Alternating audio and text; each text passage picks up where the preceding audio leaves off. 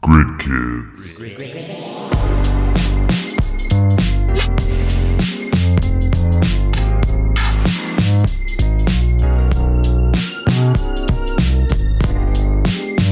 Hey there, everyone. Welcome to the Grid Kids podcast. I'm your host, as always, Nicholas Semrad, and I want to immediately thank our sponsor for this episode, the incredible software company Spectrasonics. Having their program Keyscape, in addition to their other incredible programs, at my disposal during these times has been an absolute saving grace. It's super easy to use, super high fidelity, and extremely tweakable so that I can fine-tune the exact piano, Rhodes, and whatever other keyboards I'm trying to use. Head over to spectrasonics.net to check them out. I also wanted to start off by thanking you for your patience with these episodes. I know it's been a few months since I put out an episode, and to be honest, I wasn't then and am still a bit now unsure of what to say in the public sphere. Between the George Floyd situation, other racial issues, the pandemic, political and civil unrest and insecurity, and something that has affected me quite intensely, the mental unrest that comes along with all these things, the last few months have been a struggle. In addition to this, musical careers have been deeply affected by this pandemic to the point of which I know a lot of us are wrestling with how to go forward professionally. My personal focus, which I alluded to a bit in the last episode, is just to try to relearn how to love myself and others. Sometimes this means setting down the instrument for a day, a week, etc. And sometimes it means intense sessions of reading, studying, and uncomfortable yet enlightening conversations. And sometimes this means not putting out a podcast for a few months. All this being said, I'm excited to dive back into this podcast, and one of the reasons I'm excited is because of all the encouraging words you listeners have sent me. I thank you a ton for these words. I'm glad this podcast has been of use to so many people, and I urge you to continue to share it with your friends. If you continue to share and promote this podcast, I'll promise to do my best to have guests who not only are inspiring musically, but inspiring in their journeys through the many difficulties that this career can throw at us. In episode 13, my guest is someone who is extremely close to me both in friendship, in music, and in proximity, given that he currently lives in the same apartment as I do. He's played drums for Erykah Badu, Snoop Dogg, and Prince, and with me in the Funk Apostles. He's also someone I look up to immensely because of his abilities as a father and as a loving friend. Our guest this week is the genius, Mr. TaRon Lockett. Here's a clip from his brand new single, Scared to Love Me Too.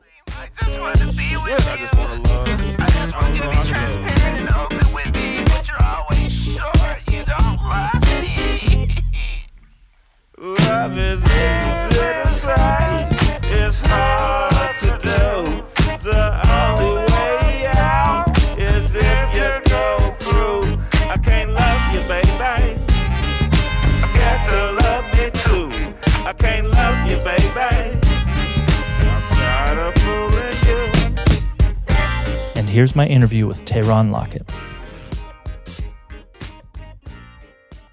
I am here with my very good friend and roommate and superhero of a drummer, TaRon Lockett.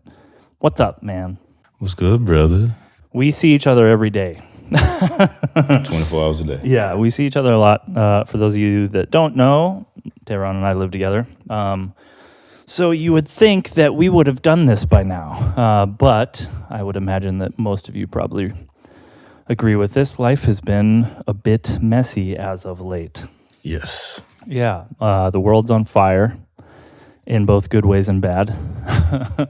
All of our friends are having nightmarish occurrences.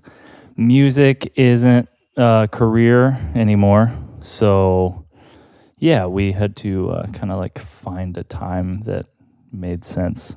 And I think now is as good as any. I don't really know what. Yeah, because we're still feeling it. Yeah, dude. Yeah, like I'm not ashamed to admit this. I'm doing the unemployment stuff, and too. that runs out in like a month and a half. Yes. I have zero faith that anybody in our government will care to do anything about it. That's not choosing a party. I think everyone sucks right now. I just watch my claim balance go down every time I do the file for the claim. Yeah, every week it's like slightly lower, and you're like, oh no. Yes. So it's like, hey, let's, spend it wisely. Spend it on the things that we really need. Yeah, like beds and toys. I wish. Oh, fuck. You're going to sleep great. I am. Yeah, I just bought a new bed, and I spent more than I'll probably make in the next 6 months on it. So there's that. That's happening today. Yeah, I may sleep in it. With as much as I paid for it, you might have to get its full usage. I'm imagining the cat's going to have fun. We have a cat in our apartment now as well. Lady Eloise. Lady Eloise, a.k.a. Queen, a.k.a. Chuchki. I don't know. She's got like 8 names. But yeah, she came in and took this bitch over. Hey. Yeah, one day we had a musician's apartment, and then the next day there were multiple cat houses, and it's taken some adjustment, but now she's proving her worth. She started paying rent last week. So yeah, there is a virus that's affected the world. There's no music. We've both of us now have had very close friends who have lost people. You've lost people. What the hell are you doing to make sure you stay sane right now? That's my first question. Kind of staying away from like the media. Yep, that's good. Because I feel like at this point we kind of have to protect our own peace, and the only way we can do that is by what we feed our minds. And some things is kind of, we're going to see it anyway because it's in front of us. But if we can avoid some things, man, to just have some type of peace of mind, that helps. And mine is just being like really staying clear of news and media. I mean, I don't know that this is obvious and everyone listening to this will probably know this and agree with it. But like, for 10 years now, it's like we see everything that happens, which is which is cool on an informational aspect, I guess, but there's just so much, dude. Like, I can't deal with it. I mean, I'm crazy anyway. Yeah. And, it's like, it's crazy. I always get on you and I always tell you that it's in our minds. And I've just noticed during just this, hiatus of everything that we're going through, man, you have a lot of time to battle your mind. Yeah.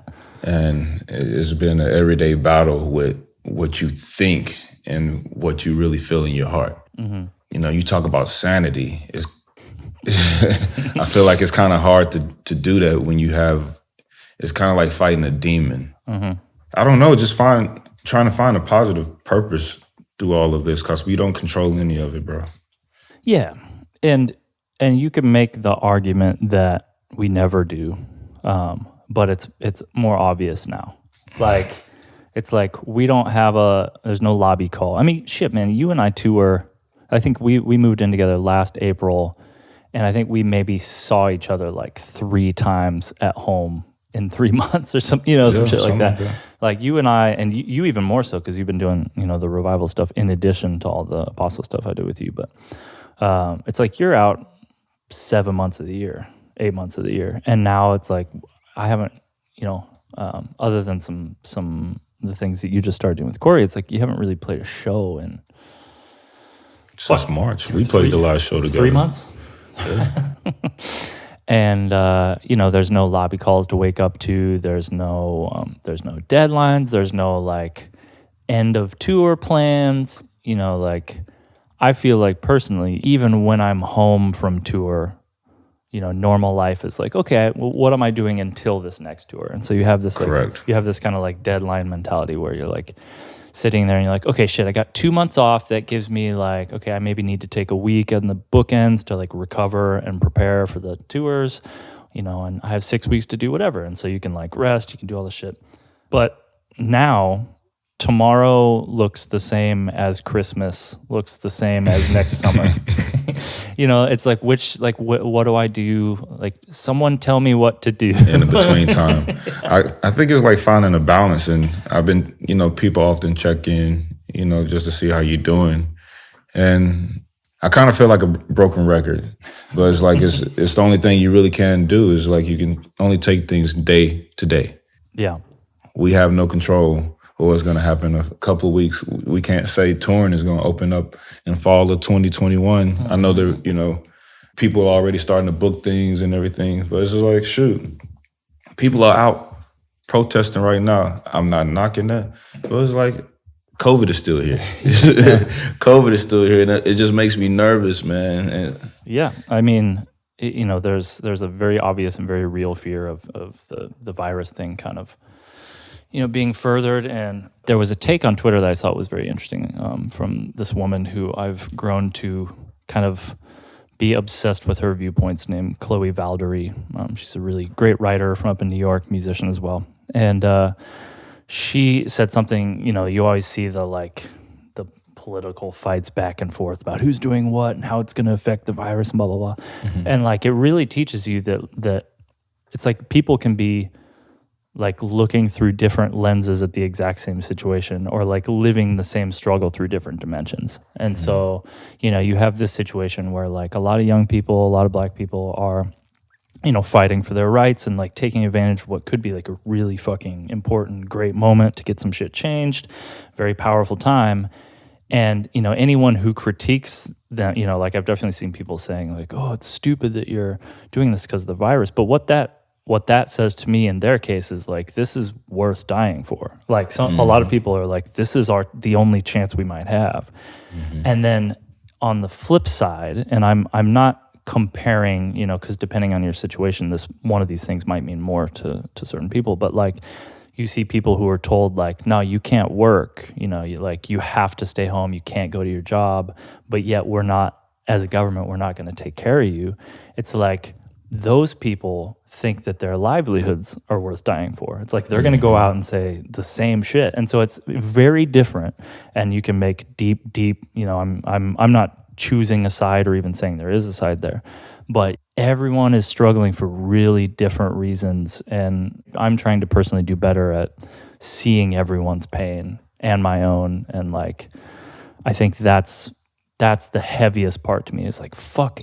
Everybody's hurting for very different reasons. Like everybody. Well, obviously this has been going on way longer than the last situation that really brought awareness to this. At the time that happened, you know, I was grieving the loss of my grandmother, so I really didn't have the space in my mind to even try to process that. Mm-hmm. But on the way to Dallas, my sister, you know, she said that like she wished that, you know, like the family that we were, you know, more aware. Mm-hmm. You know, about the situation, you know, that's going on. And speaking of police violence. Yeah.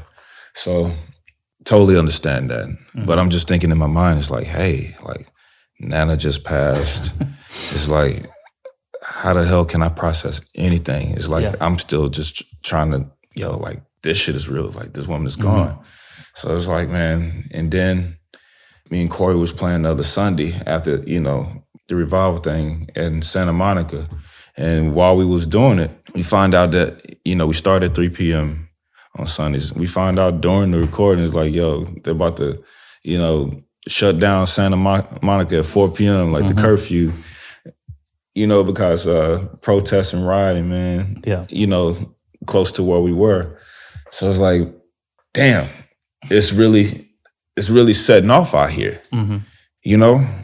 People are really pissed off and tired, and I do not blame them. Absolutely. But I told my sister this, when it comes to me, man, everything I do, I have to do it with a purpose. Mm-hmm.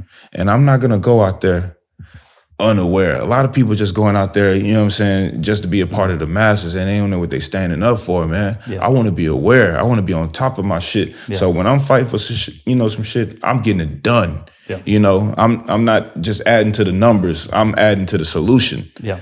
And that's all I want to be when it, you know, concerning that. It really sucks that this is happening. It really sucks that this world that we live in, man, we can't fucking get along. Yeah. Like me and you live in a house together, man, and I swear I've never felt no ill nothing towards you. No, we get along pretty good. This is actually a pretty simple part. Yeah, bro. It's like, I think it's easy because of the work that you and I have done. I mean, like, man, you and I have had a lot of like we've had a lot of time. You know, like we've known each other 5 years, maybe a little over 5 years now. Yeah. You know, and we're in a fucking van or a tour bus like nonstop. Like you and I have seen the best of each other and the very worst of each other. Got that right, man. You know, like, I mean, I talk a lot on this podcast about like mental health stuff, but you know, like I've come to you with like, I'm so depressed I can't leave my bathroom floor. You know, like you see that and then you see me win. Like I've seen you at your most emotional and I've seen you at the most powerful. Like, and so those things, like I think a lot of any issue with like viewing shit through a different lens. I mean, like you and I don't even talk about politics. Like I have my other shit for that, my other people for that. But like I would imagine you and I would probably, if we were to, would have different solutions to all those things. But none of it, like to me, none of that matters because we've done the work of like totally humanizing each other. Yeah. Like I know your past, you know mine, and it took a long time. Yeah. And that's something that I try to keep in mind. Like the only way that those things work and those conversations work is if you have the respect and the love that it takes time to build that.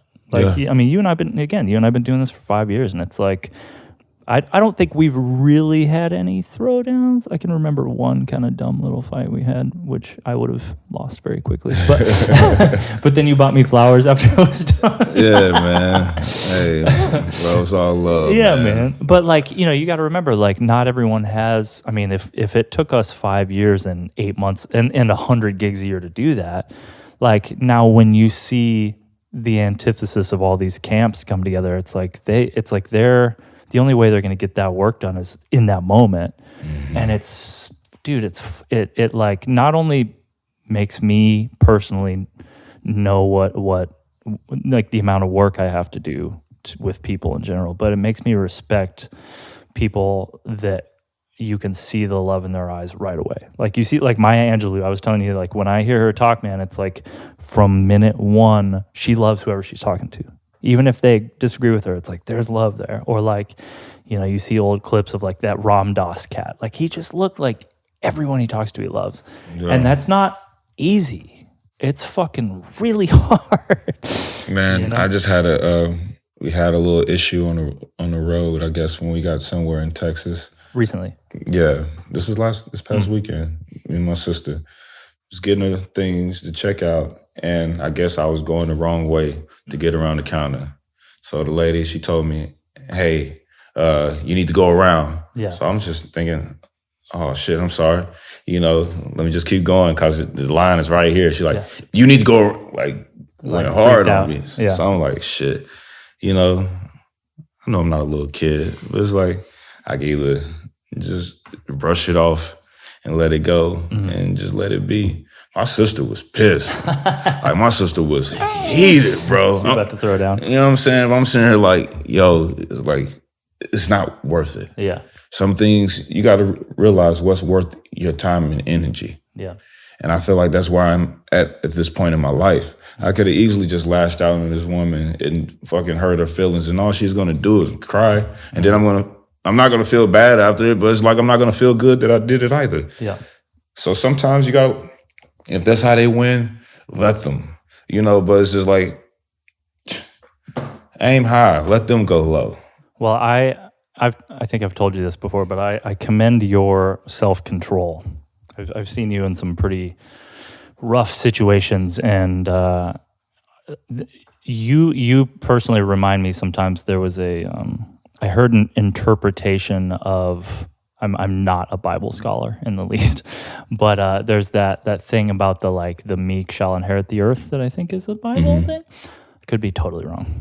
Correct me, podcasters, if I am. But I heard I think this was the semi-maligned Jordan Peterson. I heard something he said, but he was giving a speech on what that meant. And he was like, actually, the translation is kind of incorrect. He's like, what that means is like, those who have a sword and know how to keep it sheathed will inherit the earth. And like, you remind me of that, because like I think the amount of force I know you could have is always outweighed by your wisdom. And I think like that's really powerful. And I notice, I'm sure your kid notices, I'm sure your family notices. And it's like, it's very commendable and fucking really hard. So Thank you. 'Cause I was about to say, it's the same shit that can tear you apart too. Dude, because it's just like, at the same time, you do want to knock a motherfucker out. yeah, I know. Period. I can imagine. Yeah, but it's just like, I'm only going to feel good for that quick little moment. Yeah. Like, that shit ain't going to last me forever. Yeah, it's like and it took me some time, but I after talking to some friends, like I understand any violence that's happening anywhere. Like I don't, I'm not a fan of it, but I absolutely understand it now. Yeah. Anybody's going to fight back, man. Yeah, You get tired. Well, man, I was this is a semi switch, but I don't know if people are aware of like you have a son, and people know that. I think people probably know that. But Boog, his kid, stays with us quite a bit, and I have a feeling in about 5 years, Boog's going to be really good at keyboard. I think he's going to sneak up on me. Oh, he's going to be a rich actor somewhere.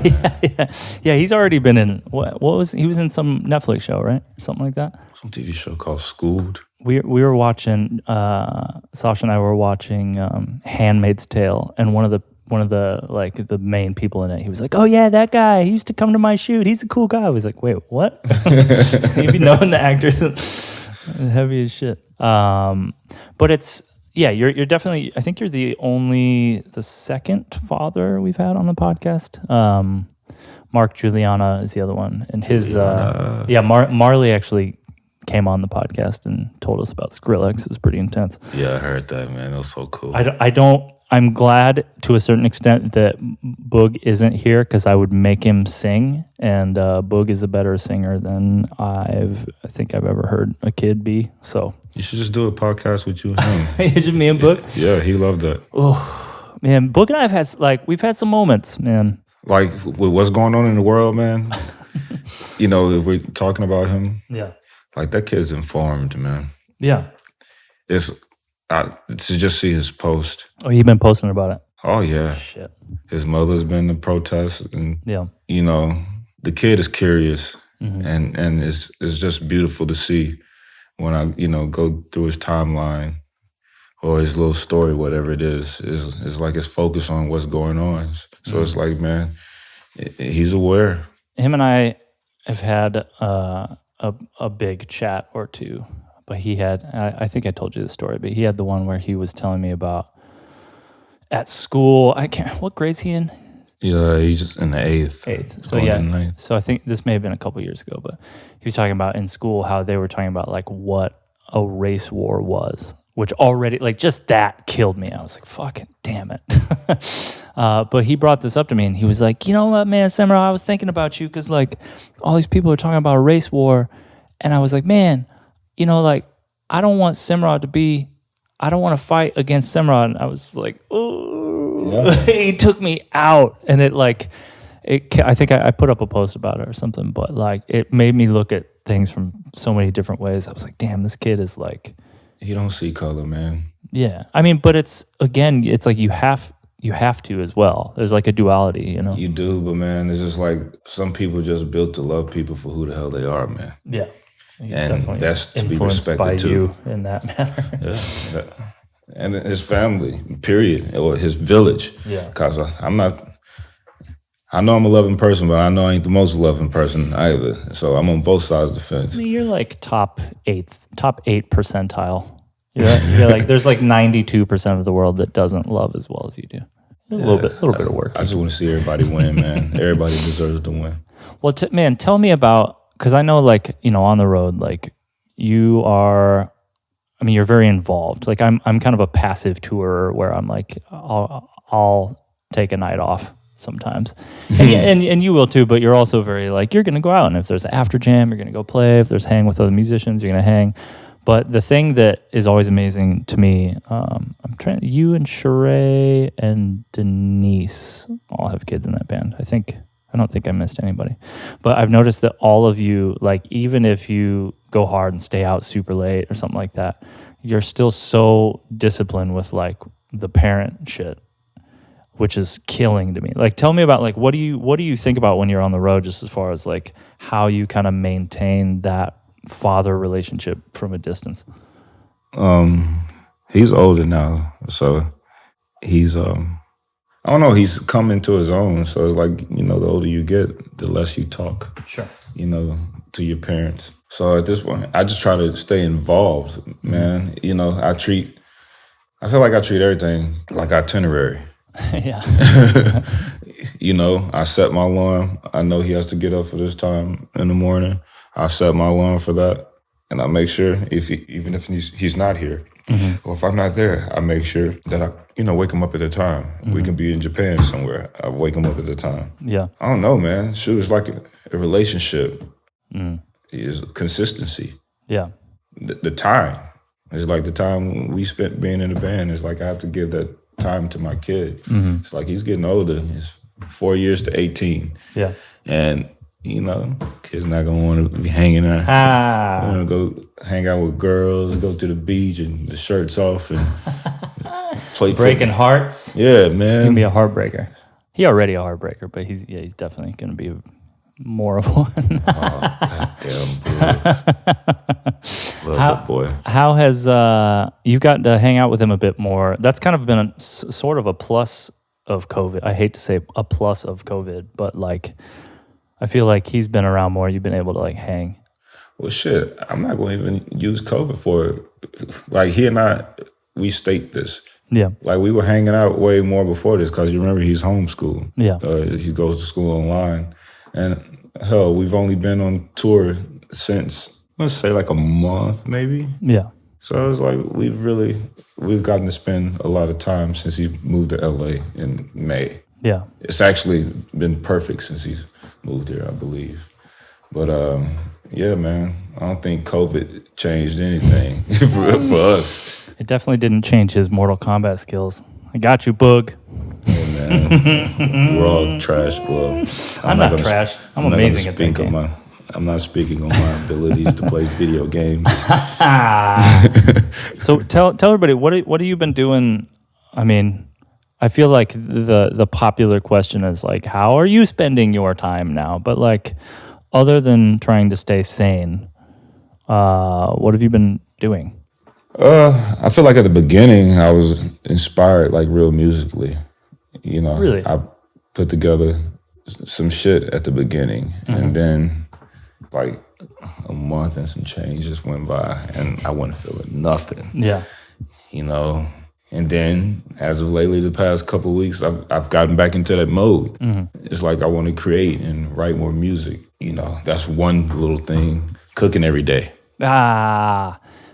Podcast folks, this man makes the best spaghetti I've ever had. Yeah, I got to get some more. The honey edition is kind of deep.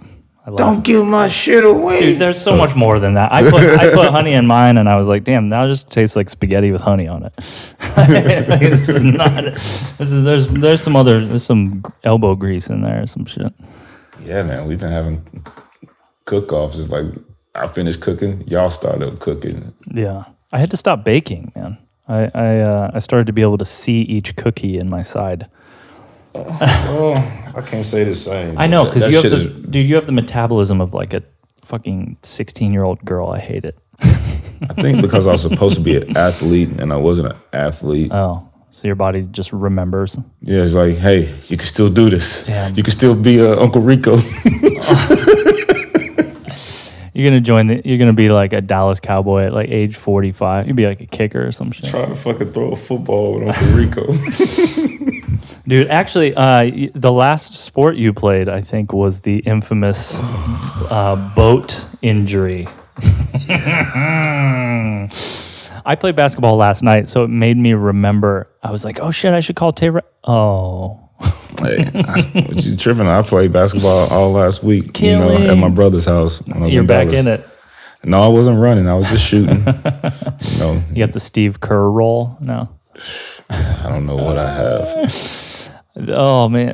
For those of you that don't know the story, we'll sum it up. And there was a legendary... No, I should tell the story. Okay. I should tell the story. Give your side, because I probably won't make you sound as good as you will. So, we had a little 2-on-2 going on between me, Semrad, Corey, and DJ Ginyard. It was me and Corey on one team, and him and DJ on one.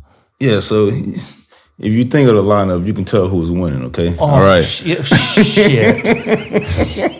Yeah, because DJ's on one team. That's it. Fucking 6'8" DJ again here. Like, seriously. So, I swear, after every play, I was like, Dude, it's exhausting. And we're on a boat, so we're not exactly still. It's like, This is during the Blue Note Cruise? Blue Note Cruise. Yeah. I'm trying to tap out. Uncle Reed, come sub for me. Yeah, Sheree would not play. Burness, come sub for me. Burness would also not play. So it comes down to my last play. I get the ball behind the 3-point line. I know I'm going to hate your ending. And I go over and I shoot. And I come down. Who's guarding you? Semrad's guarding me. Okay, I was guarding you. Okay. Did you make the shot? I was going to say all of that, bro. Okay. So I shot the shot. When I came down, I think that Semrad fell down on the back of my ankle. But it was said that I was on the whole side by my damn self. Yeah, I don't think. How was I there by myself? But anyway, I shot the 3. I missed. And I sprained my ankle. I don't know what happened. It was your whole life broke. My whole life broke. So actually, I've been in quarantine since February. Quarantine started for everybody else in March. Mine started February 1st. I will say that we should all be grateful that on the sideline was linebacker A, Burness Earl Travis, and linebacker B, Sheree Reed, so that they could carry you down to your wheelchair. Sheree Reed left. Oh, wait, who cared? Was Corey on the other side? No, it was just Burnett. Ginyard. Oh, okay. Jesus. It was DJ, man, you know, Uncle Reed disappeared. But man, so fuck this. Yeah, what wasn't he saying like, yeah, I'm going to get you some water? And he came back like 45 minutes later with like a cup of water or some shit. Yeah, he was just gone. And you said you was going to go get some ice, and you came back later on, and you had changed wardrobes and shit. That is not. None of that is true. He came back. He had changed. I did not change wardrobes. I got you a wheelchair because your busted ass couldn't move. That's what happened. And I'm appreciative. I'm very appreciative. But that game, it was y'all went up like 9-5. And Corey and I started actually playing. We realized that we should probably try and not lose and start playing real basketball. You guys are playing cute basketball. We're tied 9-9, man. It's still that game. Yeah, the whole like working out or doing things. Like, have you guys been wearing masks when you and Corey do your little the not on stage? No. You wear them when you're setting up and shit like that, though. Yeah, like Miss Marlene, she always tells me you could take it off on the stage. So tell me about that stuff. So I'll give you guys some background. You know, we didn't play for no, you know, obviously quarantine, no gigs or whatever. And you and Corey, the first one was just a random, like you live streamed you guys playing in his apartment, right? Mother's Day. And it was that was the Sunday joint, right? Mm-hmm. It was so killing because it was on IG Live and YouTube or whatever. And I felt like I was at like a New York church service because it was everyone who was in the IG Live was just like people who you would expect to be at that show. And it was like the jokes were killing, like everyone's talking shit, but also like loving all the songs. And now you guys are doing that every week. Like, how has that kind of contributed to, I would imagine it's made you a bit more sane. I look forward to Sunday. Yeah. You know, I do look forward to Sunday.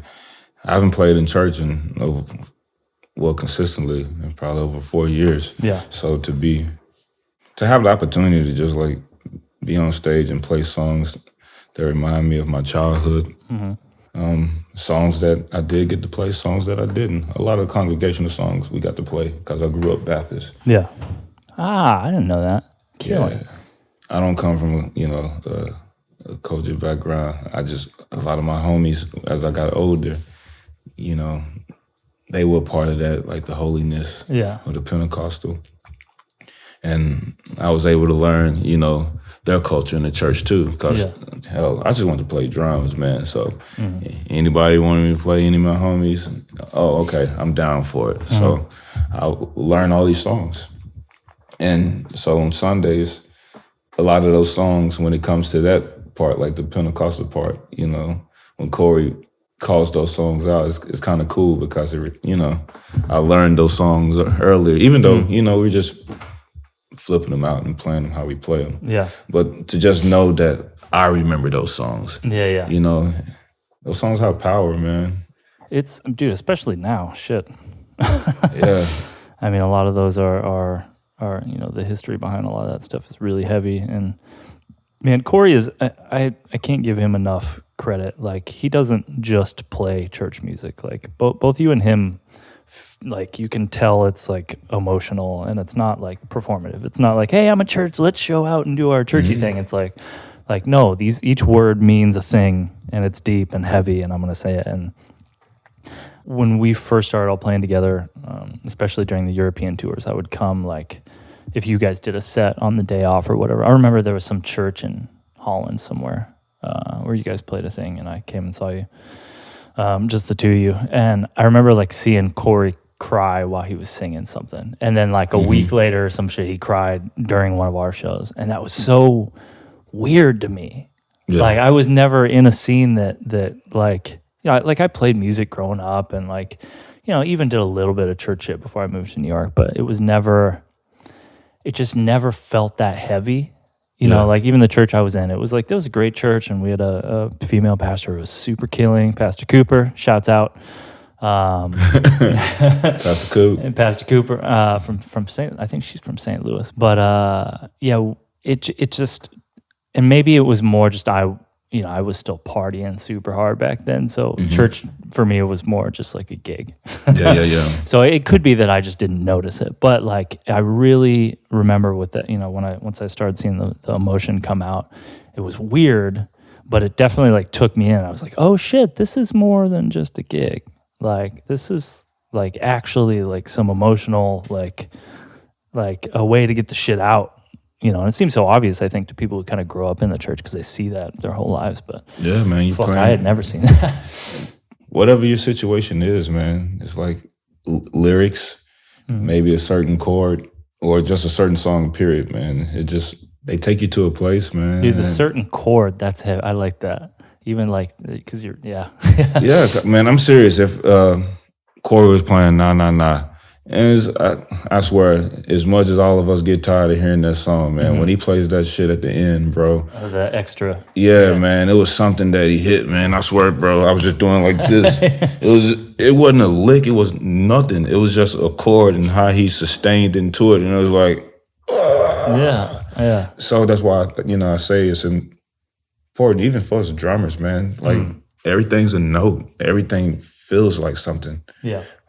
Hitting the bass drum, it feels like you're marching through something or going through something. That's the weight of something. You're pushing through something. The backbeat is, the story that you have to tell. Yeah. Because that's the feeling. Yeah. So a lot of times when I teach, you get, and I'm sure you get this in your lessons too, where people are trying to go for like what's a lick I can play, or like what's the music theory behind all this thing, and like the older I get, the less I give a damn about any of that, because it really is, it's like all emotional. Like, you hear someone, like, certain people will hear Bob Dylan and he's gonna play 2 chords the whole fucking song, and it's like the heaviest shit ever. And there's so many things that you can't explain theoretically. And so when you're learning, if you come at it from a theory angle entirely, you're just not gonna be able to touch on anything emotionally, because none of it goes through that. It seems like if you can hear something, know that it makes you feel a certain way, and then learn it because it made you feel that way, then when you play, it's gonna, you can tap into that emotion easier than trying to, like, do a math problem. Sometimes we aim to find that feeling that we first got when we played something. And, I feel like every experience is supposed to be new. Because it's just like, the reason why that experience was what it was is because it was the first time. Yeah. So now you have to find, like, the new place of healing every time. Yeah. It keeps the brain fresh. Yeah, I feel that. I mean, I do think that there is certain experiences, like, don't leave you. Like, there's stuff, like, when I hear a perfect circle, which is like the Tool singer's side project. When I hear that band, I mean, they're still out, but like the first couple records, hit me when I was a teenager. And like when I hear that shit, it's so far past what I play now. But when the minute I hear it, I go back into like, oh yeah, fuck, I want to play in a rock band. And like, like if I play a gig that night, it's that. I don't care if it's R&B gig. Like I'm just like, I'm playing I'm playing like prog metal. Like let's go, And I would imagine you have shit like that too, where like certain types of music. Because I've heard you do that. Like when you and Corey flip these tunes, you guys will play a church tune or something, but I can tell depending on what you're listening to in the moment that you might come from a different place depending on what you've been checking out. I think from all of it, because I don't know. Sometimes I just feel like it's hard to interpret what was once there. So if you have the opportunity to make it fresh, but still give it that same type of feeling and authentic sound, why not go for that? Because the shit has already been made. That's true. What have you been listening to lately? What's been your inspirational shit? Man, it's funny you asked that. I've been actually listening to gospel music again. It's been a long, long time. Just records that I remember. Yeah. Old stuff, new stuff? Only new thing I'm probably listening to is that Ricky Dilla Choir Master, because I like Ricky Dilla. Dude, I haven't heard it. You said it's killing. Yeah, it's pretty cool. I like it, man. Because it's like shit. I haven't been into that. Yeah. In so long, man. I just went off on my deep end and just funk and old rock and roll and blues and quartet. It's like, man, gospel music changed when it started going CCM. Yeah. So it's like I just always missed that choir music thing. So I stopped listening and expanded my mind on something else. He brought that back, and it made me start going back to older records of his and older records of other people, because Apple Music will start making you, it'll give you suggestions. And I see other records that I remember and just listen to those. That's so, yeah, man, there's something about choir music that has like, it's such a different power behind it to me. Like I would rather listen to like choir gospel music than anything else. Yeah. And there's some great, I mean, man, like I listened to a ton of Doobie Powell back in the day and like, but there's something about like groups of people singing. Yeah, it's strong. It's like a togetherness. It's like we're bonding. Yeah. And it's interesting to me and just, maybe this is partially because I didn't grow up in it, but when I first moved to New York, I remember hearing James Hall for the first time. And it scared the shit out of me. Bro, like, man, I don't come from that. I don't come from that type of church. So when I hear choirs like that, for me, it's this church called Lord's Missionary from back in home. And they still do the choir musicals on First Sunday, and they're that loud vibrato. Yeah. It's rowdy. Yes, it's just amazing, man. People enjoying singing, and it's like they know they can sing. Yeah. And they're singing loud on purpose. Yeah. But I think the thing that shocked me even more was just the sheer, I was like, I heard it. I'm like, damn, that's like a 30-person choir. It'd be like 6 people. Yep. It always reminded me, like, I'm probably going to quote the wrong movie. I'm going to fuck myself here. But did you ever watch like any of the Blade movies? Yep. There's, I don't know why, but when I hear James Hall's choirs, like in the end fight of a Blade movie, like Blade going up against like the other vampire, like if I was Blade, I would want to be hearing James Hall's choir behind me. Like if I'm fighting the end vampire, I want like just deep vibrato from like God is in control. Yeah, because man, again, when I first moved up to New York, like I would come home for a visit and I'd show my dad like, yo, check out this Richard Smallwood thing, check out this like James Cleveland thing, and he's such an old Motown head that shit for him was like, oh yeah, this is fucking killing, especially the James Cleveland stuff. He loved it. And then I remember playing him. There's like a live clip of The Blood where it's like obscenely intense, and I remember him being like, what? And I could tell he appreciated it, because it was gospel and musicianship was killing, but I think it scared him a little bit. I remember being like, yeah, Dad, I get it. Shit is scary. A couple of videos. I'm like, whoa, there's a lot going on, man. Oh, dude. Yeah, like the end, man. Oh, that shit still gets me. Jesus, man. So when you were coming up and playing drums, like, what did you practice? I mean, this is a broad ass question, but like, you weren't ever necessarily into like the deep metronome drill stuff, right? You were more like records and stuff, or how did you approach practicing when you came up? Well, metronome, that was for marching band. I hated hearing it. Or like, so fuck, get the shit out of here. It just hurt you to hear it. Yeah, so metronome for school. When I came home, Did you do marching band? yeah. Okay. What'd you play? Freshman year, was on cymbals. Sophomore year, tried quints a little bit. That's the that was like. cool. Yeah. Yeah. And it has the little, what they call it, the gawk. Oh, hey. Yeah, it had a gawk. Killing. And then I switched to fifth bass drum. And then I was like, whoa, bro, I got to stay here. It was like, man, like every time I hit it, I don't know, it just felt like I had control of everybody. I bet, yeah. And I was like, okay, fuck it. I didn't want to, because ultimately I went to play snare. Yeah. But after I got on that, I was like, whoa, nah, man. This whole weight, like, you feel this shit in your belly. Yeah. And then, like, no disrespect to the snares, but after I saw that, it was like, man, snares it's like some pretty shit to me. To sit here and play this big thing in my, this big belly in front of me. Yeah. And with these big mountains and have to challenge myself to move my arm in this weird way. It's like, I needed that. Yeah. So when, I would come home, that's the technical shit. I would come home and I just play with records. Yeah. That was me playing with, I didn't have a band. Yeah. So when you're playing along with them, were you trying to like just copy exactly what was happening? Were you trying to loop shit over and over? Like, yeah, I remember learning Give It To Me, Baby. Yeah, killing. Probably had to be like maybe a sophomore or a junior high school, some shit like that.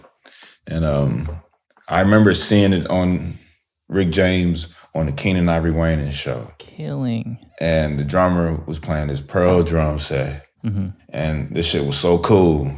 And they played Give It To Me, Baby, bro. And I say, this was like the funkiest shit ever. Yeah. And when they got to that, Give It To Me, Baby, I was like, oh, bro, I got to.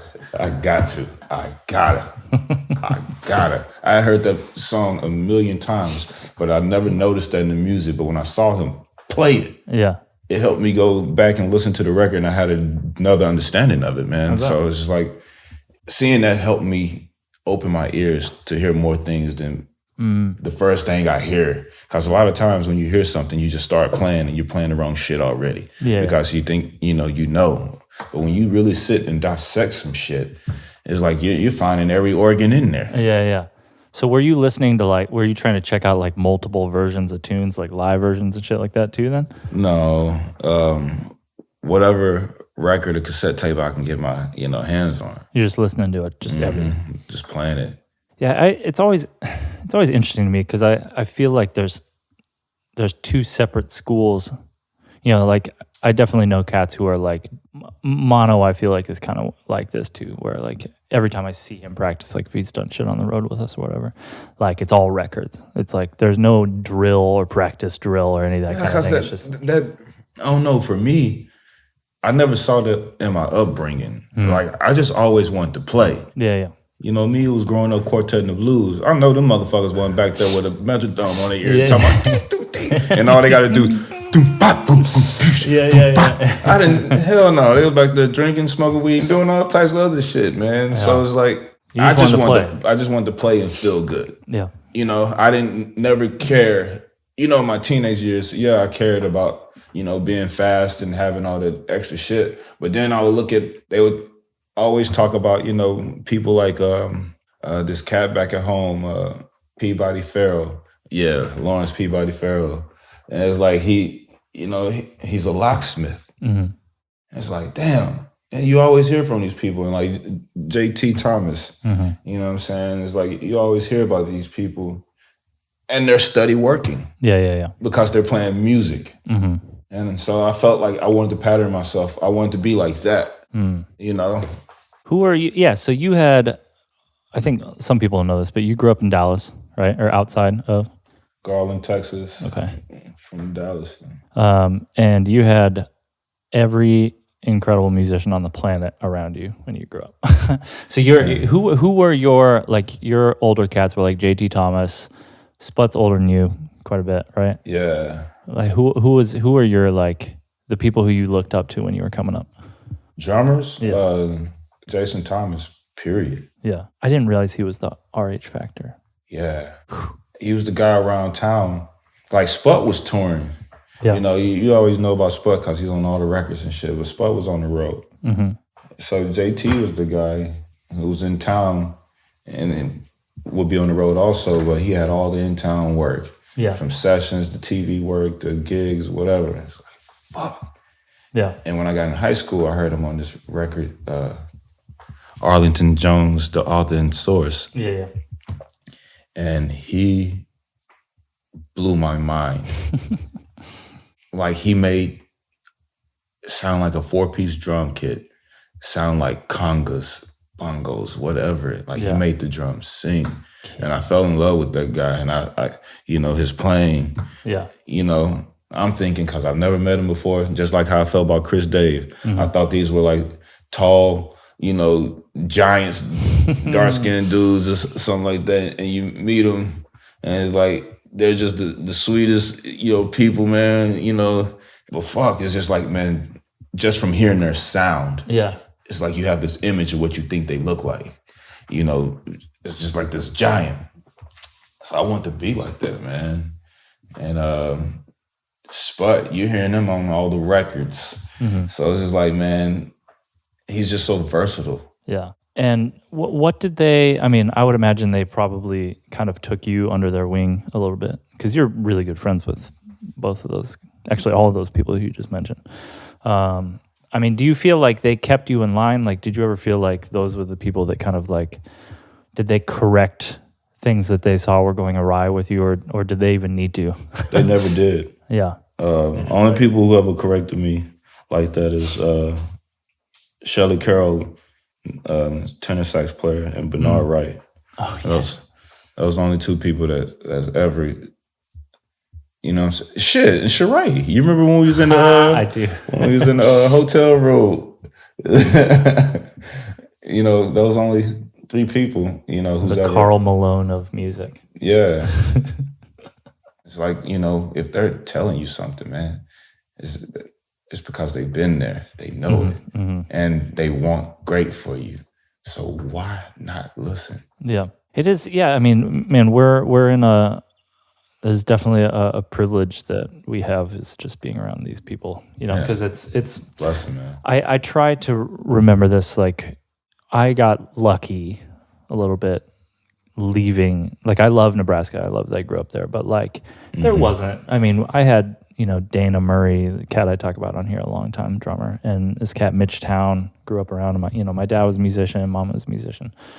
So I had certain people, but like, other than like Dana played with Winton for a little bit, but other than that, like I didn't have a heavy group of cats to kind of influence me. And I think, there's a lot of young musicians that don't have that, and so it's definitely, I try and keep that in mind when like thinking of things I'm thankful for, like even if it was later in my life, it's like, fuck, even getting to be around a Shirai now, or like, I'm not super close to him, but knowing like people like Sput and people like Sean Martin, like they're just so fucking wise. Yeah, the sweetest, man. Yeah, they're just really great people and like, really cool about like just sharing info and, and like Mark, Juliana, Zach Danziger have been two people, who have like just taught me a lot, showed me a lot. McCaslin too. Waiting on my lessons, Mark. He's doing the Patreon thing. Man, actually, I should do a quick advertisement for him. I hope they're still available while when this gets posted. His son, they've been doing the protests, and his son drew just this like big like picture of the word love, but it looks like a dragon or something. And it's like love more or something like that. And they made a shirt out of it, and all the fundraisers are going, I think it's to the NAACP. So I bought one of them. And all right, come on with it, Marley. Hey. And it was awesome because it was like the way, Mark was like, yeah, we're interpreting it as like love is like this, it's a creature. It's this like monster. It can do great shit or terrible shit. You're like, damn right about that. it's super heavy. Man, so I wanted to, every time I interview an apostle, and sometimes this gets me in trouble, but every time. Oh, shit. I'm not going to ask you, what you think I'm going to ask you. No, like, tell me, like, how have the people in that band, I talk a lot about how I love that group so much because everyone has kind of influenced me in a different way. Like, everyone in that band is killing at something. Yeah, and I don't want to cry right now. Oh, don't cry then. That's going to be kind of hard, man, because it's... Okay. Yeah, I feel that. Damn. Like, what if... maybe let's not make it pinpoint precision, but tell me, like, some things that you've learned from that group. I feel like we've all learned patience. God damn. Yeah, it took a minute. Yeah, because, we come from different backgrounds. We're all used to different types of shit. Yeah. And we're a band starting from the bottom, and to see how quickly it just blew up like it did, man. Yeah. To just be around you guys, man, it's just so much. I feel like even though the world and it's still going on, it just feels like, to me, like time is stopping, and like we're in control of it. And whatever we do, whether somebody's downfall or whether somebody's come up, man, like we're in control of time. Yeah. We're in control of time when we're in front of the people. We're in control of making sure they have a good time. Like, shoot, we have a party. Come on, Buffalo won. Oh my God, Buffalo won. Fucking Christ. Everybody's just come out their shells, man, and it's not, when I say coming out their shells, it's not like people were hiding and shit. It's just like, man, people are really fucking enjoying themselves because they're just able to just be themselves. Nobody's telling us what to do on stage. We're just doing what the fuck we want. And what the people get is what the fuck we want to do at the moment. Yeah. It's really interesting. I mean, that, and I think I've mentioned this before, but that band like doesn't really rehearse. I think maybe we've had 2 in 5 years or something like that. But it's a blessing, man. It is, and there's pluses and minuses to that. Obviously, it's like, you don't get the consistency of like, I have this perfect show every time. Like, you're not gonna have a James Brown. Like, here's our thing. Here's a half hour. It's as killing as it's going to be every time. Blah blah blah blah. But I do think because of that, like, you get an interesting version of the band. Like, every show is going to be different, and apart from, I mean, that's a cliche statement in general, but like, really with our band, like, everyone in that band is such a unique player, and I think very able to like tap into their emotion. And like, it's so deep to me because that band in particular, like, it's like we can just give the ball to anybody on any night, to be the leader, and everyone's had though. Like, I mean, there's been shows where, obviously everybody in the band could do that. It's like, oh, this is Sheree's night, this is TaRon's night, this is Adam's night, blah, blah, blah. And, we've been blessed too with having someone like Corey who's able to catch that. There's not a lot of band leaders can do that. That's a very fucking admirable quality, being able to be like, who's hot? Here's the ball. I mean, for me, I feel like, and I think Sheree mentioned this one time, but it's like everyone in the band is like a segment of your personality. Like, and I'm not going to say who is what segment, but like, because it changes. It's like, right now is very different than when we're in the middle of a tour where none of us has slept. Like, it's weird. Like, the people I will rely on personally in one situation absolutely would not be the people in other situations, and that'll flip depending on the month or whatever. But it's really fucking fun, man. I really want to play music again. Ugh. Fucking Christ. I just miss being on a tour bus with y'all, man. I don't miss smelling the tour bus with us. Well, I'm sorry, bro. I eat shit and that shit comes out at times. It does do that. You know, charge it to my head, not my heart. I love you guys. There is something slightly magical about tour bus sleep, though. Yeah. Are you with that? Like, do you agree with that? I sleep forever. Dude, yeah. It's like you can get a 12-hour night easy. Like, I go to bed at 2, wake up at 2, sound check, go. Yeah, besides that day room shit, it's like I don't even care about that. As long as I get me a shower and I can, wash myself, I'm cool. Yeah. But it's so dope after a show, after we've, played and took down, to be in your bunk headed to the next spot. So when you wake up, you're already there rather than going to bed in a hotel and having to get up early. Well, and it's like, I feel like first of all, it's super dark. Yeah. Like those are the darkest, like bunk sleep is fucking dark. Yeah. And like you get the bus noise. I think that fucks some people up, but I love it. Like there's something about hearing like well, I sleep through anything. It's like a heavy cat is purring underneath you. Like it's so intense. I can sleep through most of it. Y'all have a few nights where you keep a young buck up, but I'm sorry, man. I will say blame it on the boogie, dude. Yeah. Oh God. I will say there's one of my favorite things about touring. You're gonna hate this, but this is a side of Corey. He's gonna love that I'm talking about, but is walking out into the bus area and seeing like. I'll wake up, early, like 10 a.m. or something like that. And I'll see Corey like with a bowl of like Cinnamon Toast Crunch in his pajamas playing like Nintendo or some shit. I don't know why, but that makes me so happy. Just see, I'm like, oh yeah. Because he relaxes. There's little kid Corey comes out. I love it. Man, put us on the bus again, please. Oh yeah, I miss it, but I know that the second I'm on it, I'm going to be like, can we have another pandemic so I can sleep in my bed for 3 months? Which is really fucked up to say. I'm sorry, I know. I'm not mad at it, I was at first. But, right now, it's just like, think about it. Do you ever think we will ever have this type of time to rest, to just reset, reboot, like get our shit in order, whatever it is. It can be some minor, some major, whatever it is. We have this time to fix it, or get in the works of fixing it or starting it. This has been that time. What's interesting, like I feel like I've read about this a few times where, aside from all of the like political and social change and all that stuff, which I think is much for the better of the world.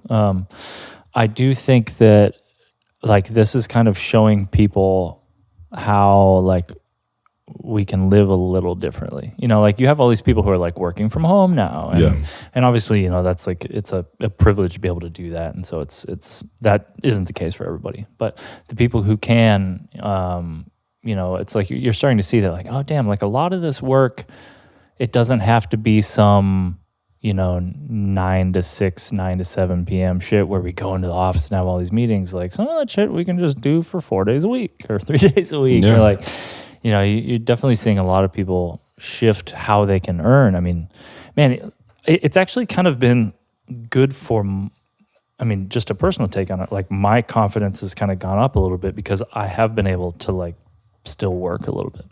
Yeah. Which is, again, lucky, and I'm very thankful and very blessed to have that. But, it does, there's a weird piece to know that like, and I think this was always the case, but I've just realized it now that like, oh yeah, I don't have to tour. Like I love it, I love touring and I love hanging out and playing and I love traveling the world, whatever. But like, I can also do some other shit. But that's the ultimate for anybody, man. I don't care if you're an artist or not. Everybody loves touring. It's beautiful. It's a blessing. But it's like, man, people want to be able to do it because they want to, not because they have to. That's true. Yeah. And that's for the young people who coming into this and that's all they see. It's just like, shit, this just ain't it. It's like, damn, I started producing until I was fucking 33. Well, dude, it takes that time. I mean, it takes touring to know that touring isn't always amazing. Yeah. Like you can't, dude. The amount of times I was told that. Fuck, Adam told me that when I first joined the Apostles. I would be like, "Yeah, bro, I've always wanted to tour," and I remember him being like, "Just wait." Oh yeah, I heard that many times. Yeah, and I never. I think my friend Dave Lindbergh, he plays guitar for J. Cole. He used to tell me that shit too. He was like, "Yeah, man, I really just kind of want to be home with my wife." And touring's fun, but not all the time. So it's. Yeah, you just don't realize the time that's passing by. Yeah. That you're away from. Yeah. The life. Very much the family and friends and shit like that. But I would not be against having like a gig at a coffee shop. Like not a music gig, like actually like working a job. Like I think I would be totally fucking fine with that right now. And honestly kind of want to. Well, my thing is if I had to do something, if I had to do that, like I have a buddy of mine that's working, right now, and he's a prominent musician. Mm-hmm. And, he told me he was working at Amazon. I'm sitting there thinking like, man, fuck yeah. You know what I'm saying? Yeah. It's like, what's wrong with that? What's wrong with us being able to go do something? I don't think that's regular shit. That's a job. Just like our job is, touring. Mm-hmm. We shouldn't be exempt just because we get to go see the world like it's something dumb for us to, like we're coming off our, high horse to work something. It's not like that. Yeah, no, not at all. You're totally right. Every job is a job, man. And it should be, considered as. Yeah. Especially now, I mean, I won't say his name, but I have a bass player friend of mine who got a job doing contact tracing, like for COVID. So he got hired by the government to like, I think they call people who have tested positive and see where they've been and all this kind of shit. And it's, I think he was planning on doing some other music stuff for the next year or so. And now he's doing this and he's like, this is the break I needed. Like, he's like, I'm still earning, like, this job is whatever it is. But now when I come back to music, it's going to be like so fresh. Yeah. And I'm kind of like that, like seeing, his emotion there and other stories I've heard of kind of made me want to like, damn, I feel like I want to work like 7 a.m. to noon, Monday through Friday. Man, it's how you feel inside. Hell bro, yeah. At the end of the day. And like what we do, being a creative, that's nothing but a leap of faith. Yeah, Jesus, yeah, totally true. So if you're on this side and this is all you want to do, it's like you got to be willing to fucking leap super far with no parachute. Yeah, and I want to add to that too, because I do think that there's a lot of pressure that comes like with the choice to be an artist. Because I did feel when I first started really practicing and really diving in hard that like it was like you hear that like, oh, this is what you have to do to be successful, which is true. But it's also like, and this is gonna sound crazy, but you don't have to be successful. No. Like I know people back home in Nebraska who play in cover bands just weekends. Like they don't shed, they don't like put a bunch of time in, they don't do the leap of faith artisty stuff. They're way happier than I am sometimes. But why can't that be success? No, that's my point. That's my point is like there's nothing that says you have to be this like struggle artist, like live or die by this shit. Because music isn't just that. Yeah. Like it's okay. Like no one will look down on you if you choose something that makes you happier. Yeah, and honestly, I wish this was said more across the board, not just from this podcast interview, but from a lot of the peers who have platforms like this. Because man, not even just making it on your instrument, you may make it some other type of way as a tech. Booking agent? Yeah, or a manager, TM. Dude, my life, our lives, it's not my life, our lives without like Dean would be shit. Or like any of the other incredible tour managing folks we've had. Yeah, it'd be, God, I can't imagine, dude. Chelsea. Oh, yeah, dude. Rose. Oh, Rose. I want to wrestle Rose. No, you don't. She'd beat the shit. Rose would beat the shit out of me. Straight the fuck out.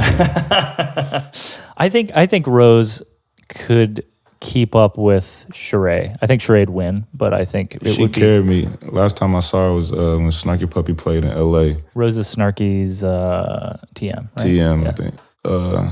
She's so killing. She carried me across the stage on her back, bro, during the show. Yeah. I was like, I'll call her first in the fight. I would hide behind Rose in a fight.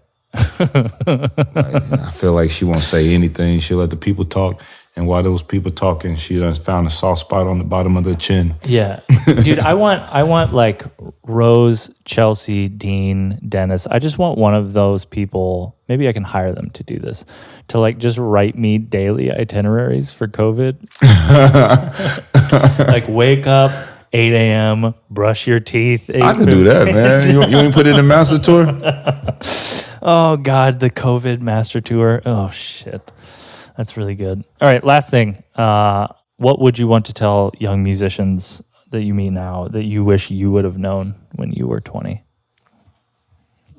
Take your damn time, man. Hey, yes. This is like, what's the point of rushing? Yeah. Everybody has their moment. You know, I don't think I was rushing then. I was so anxious, just like anybody else. I wanted to make sure, you know, I was doing this so this can happen. But it's like, man, sometimes you got to really give yourself a pat on the back.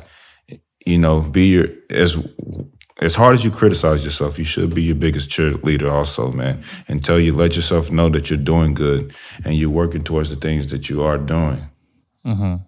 Take your damn time, though, because you're not going to reach it no time sooner by working yourself that much harder. It's like you need peace of mind. You don't need a riled up brain, and it causes problems.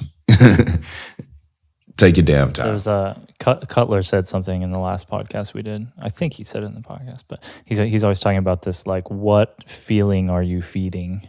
You know, like you get what you feed, you get what you put out, and I like that. Yeah, I think it's very apt for this conversation. So, man, thank you a ton for doing this, everyone. TaRon Lockett. Keep an eye out. He may or may not have something to show y'all very soon. Your first single, right? Yeah. Yes, it's killing. I've heard it. Everybody, check it out. Buy his stuff. Please send us rent money. Please. Awesome. Yep. Yep. Da da da da da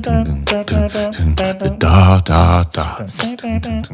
All right, y'all. Thanks for checking out this 13th episode of Grid Kids. Be sure to share with all of your friends and family so that we can continue to keep these episodes coming. The next few that we have lined up are absolutely ridiculously good, so keep an eye out. I also want to one more time thank our sponsor for this episode, Spectrasonics. Head over to my IG page at Nicholas T. Semrad to see my latest demo for them, in which I'm highlighting how killing and how dirty their clavinets can sound. And check out spectrasonics.net to check out the rest of their products. See y'all next time.